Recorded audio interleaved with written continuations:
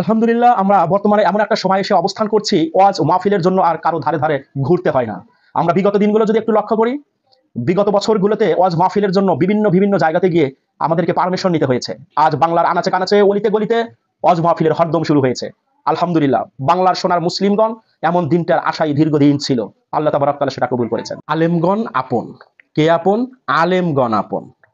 দল বল নির্বিশেষে যারা সবার আপন, এই সমাজে তারাই কেবল বিজ্ঞ আলেমগণ। তাই তো বলছি, তাই তো বলছি, ধ্বংস হয়ে যাক ওই হাত, যেই শক্তিশালী হাত দিয়ে করা হলো আলেমদের আঘাত। ভেঙে চুরমার হয়ে যাক ওই হাত, যেই হাত দিয়ে টানা হলো আলেমদের দাড়ি। চূর্ণ বিচীর্ণ হয়ে যাক, চূর্ণ বিচীর্ণ হয়ে যাক ওই কলম, যেই কলম দিয়ে দেয়া হলো নিরীহ আলেমদের সাজা ও ফাঁসির রায়। বন্ধ হয়ে যাক চিরতরে ওই মুখ, বন্ধ হয়ে যাক চিরতরে ওই মুখ, যেই মুখ দিয়ে বলা হলো আলেমরা মৌলবাদী জঙ্গিবাদী। বন্ধ হয়ে যাক ওই মুখ চিরতরে, যেই মুখ দিয়ে বলা হলো আলেমরা মৌলবাদী, আলেমরা জঙ্গিবাদী। কারণ আলেমরা কখনোই মৌলবাদী এবং জঙ্গিবাদী নয়, কারণ এই সমাজে জঙ্গিবাদী এবং মৌলবাদীরাই আলেমের রূপ ধরে থাকে। আলহামদুলিল্লাহ, আলহামদুলিল্লাহ, আজকে আমরা যথেষ্ট হ্যাপি, খুশি।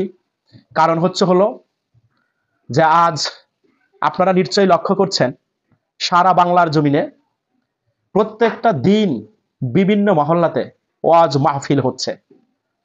সত্যিকার অর্থে বাংলার মুসলিম এটাই আশা করেছিলেন।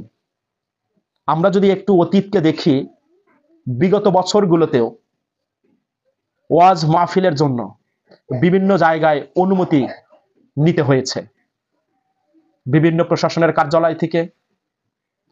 আলহামদুলিল্লাহ, আজকে আমরা এমন একটা দিনে এসে অবস্থান করছি, এখন ওয়াজ মাহফিলের জন্য আর কারুর ধারে ঘুরতে হয় না, কারুর কাছে যেতে হয় না।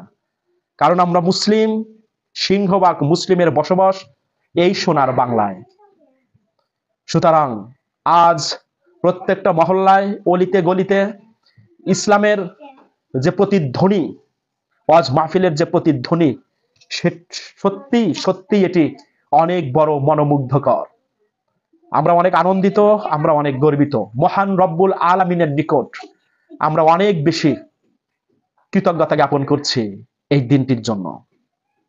হৃদয়ের গহীন থেকে দোয়া করছি, যারা নিজের জীবনটাকে বাজি রেখে, যারা সবসময় হৃদয়ে কোরআনটাকে ধারণ করে, যারা হৃদয়ে সবসময় কোরআনটাকে ধারণ করে আল্লাহ সুবহানাহু তাআলার গুণগান প্রকাশ্যে প্রকাশ করছে, আল্লাহ তাবারক তাআলা তাদেরকে হায়াতের মধ্যে বরকত দেন, শরীর সুস্থতার নিয়ামতে ভরপুর করে দেন।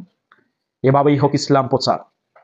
বড্ড ভালোবাসি প্রিয় আলেমগণদেরকে, কেননা আমরা আলেমদের মুখে থেকে শুনেছি, হয় তুমি হাফেজ আলেম হও, অথবা তুমি তোমার সন্তানদেরকে হাফেজ আলেম বানাও। হয় তুমি এটা করতে না পারো, তাহলে তুমি তোমার নাতিপুতিকে হাফেজ আলেম বানাও। সেটাও যদি সম্ভব না হয়, বংশের মধ্যে কাউকে হাফেজ আলেম বানাও।